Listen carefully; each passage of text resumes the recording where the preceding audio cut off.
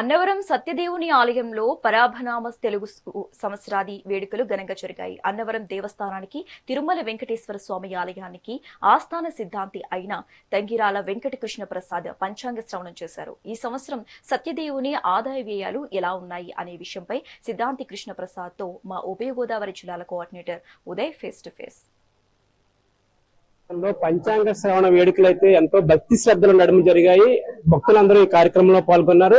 ఈ స్వామివారికి ఈ సంవత్సరం ఆదాయ వ్యయాలు ఎలా ఉండబోతున్నాయి, రాజపూజ్యము ఎలా ఉండబోతుంది అనేది ప్రముఖ మన దేవస్థానం ఆస్థాన సిద్ధాంతి తంగిరాల వెంకటకృష్ణ ప్రసాద్ అయితే మనతో ఉన్నారు. ఆయనతో మాట్లాడదాం. ఆయనే స్వామివారికి అయితే ఈ పంచాంగ శ్రవణం అయితే స్వామివారి అనివేటి మండపంలో అందరికీ వినిపించడం జరిగింది. ఆయనతో మాట్లాడదాం. స్వామి, ఈ సంవత్సరం వీర వెంకట సత్యనారాయణ స్వామి వారికి ఆదాయ వ్యయాలు ఎలా ఉండబోతున్నాయి, అసలు ఎలా ఉంది ఈ సంవత్సరం?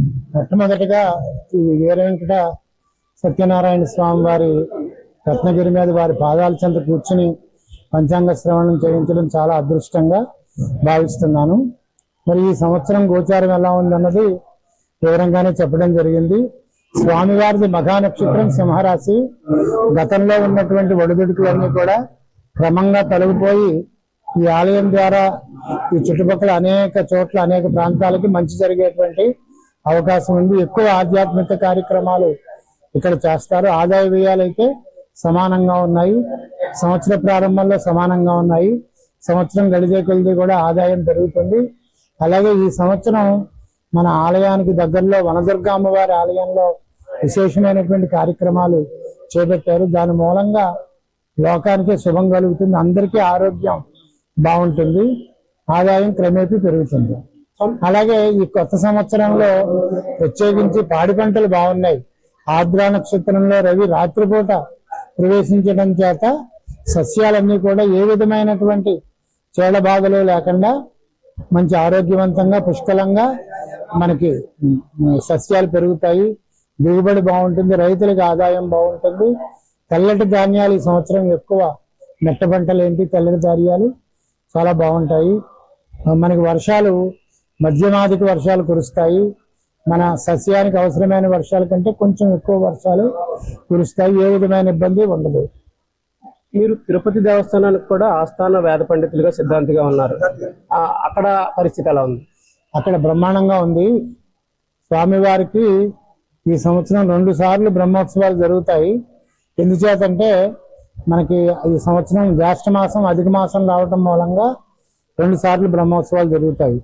దానికి కారణం ఏంటంటే మనకి ఎప్పుడైతే సూర్య భగవానుడు కన్యా రాశిలో ఉంటాడో అప్పుడు ఆశ్వేజ మాసం మనకి చాంద్రమానం ప్రకారం అవుతుంది.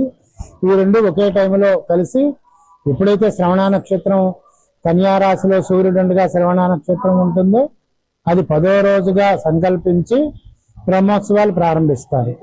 అది కన్యా రాశులు ఈ సంవత్సరం అధిక మాసం రావటం మూలంగా చాంద్రమాసాలు కొంచెం ఆలస్యం అవుతాయి. కానీ కన్యామాసం మట్టికి ఎప్పుడు అలాగే వస్తుంది. కన్యామాసంలో ఒకసారి జరిగి మళ్ళీ ఆశ్వేజ మాసంలో నవరాత్రి బ్రహ్మోత్సవాలు జరుగుతాయి.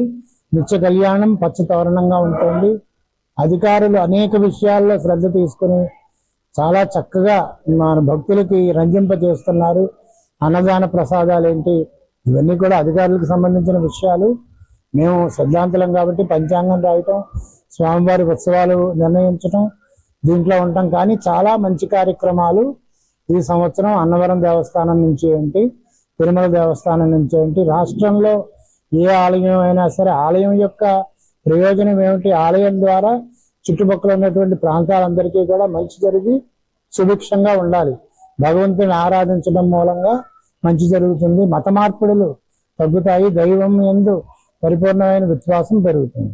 ఈ సంవత్సరం స్వామివారికి ఆదాయం ఏమి సమానంగా ఉన్నాయని చెప్తున్నారు. ఈ సంవత్సరం స్వామివారి ఆలయం ఇక్కడ స్వామివారి ఆలయం వల్ల మిగిలిన చుట్టుపక్కల ఉన్న గ్రామాలు కూడా సస్యశ్యామలంగా ఉంటాయని చెప్తున్నారు. ఈ సంవత్సరం అయితే అనుకున్న దానికంటే ఎక్కువ వర్షాలు పడతాయి. రైతులంతా సస్యశ్యామలంగా ఉండి పచ్చని పంటలతో తలతూగుతారని చెప్తున్నారు. మరోవైపు తిరుపతి దేవస్థానం కూడా 2 సార్లు బ్రహ్మోత్సవాలకు స్వామివారు సిద్ధమవుతారు.